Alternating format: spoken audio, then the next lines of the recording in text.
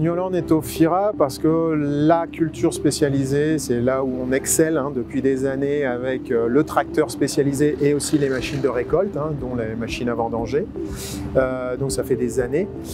Et donc on vient présenter un T4 spécialisé, donc un T4 120F, donc pour les fruits.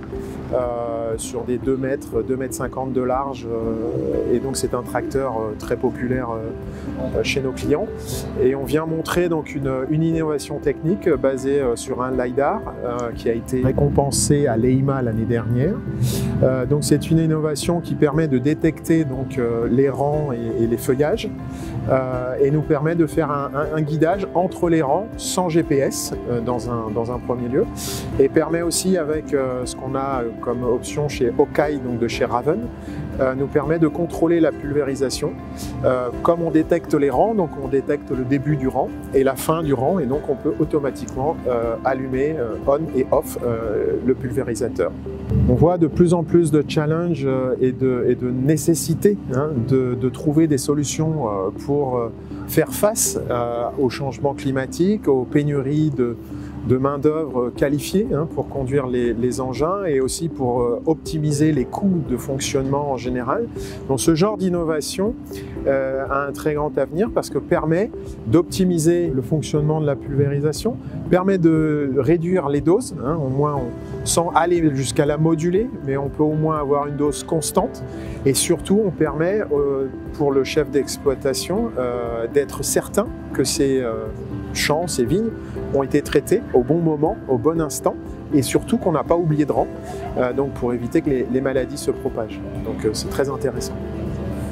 On met des petites briques technologiques comme ça qui vont venir s'accumuler et s'ajouter les unes avec les autres. Celle-là, tout particulièrement, c'est une raison un peu économique et aussi pour faire face aux main-d'œuvre qualifiées. Et petit à petit, on rend la machine de plus en plus autonome, intelligente, et permet de rentrer dans des tâches de plus en plus complexes, des machines aussi un tout petit peu de plus en plus complexes, mais au fur et à mesure, nous aussi, on va apprendre à ce qu'elle se soit plus simple d'utilisation et abordable, parce que quelque part, il faut aussi que tout le monde s'y trouve. La technologie ne peut fonctionner que si nos clients peuvent l'acheter.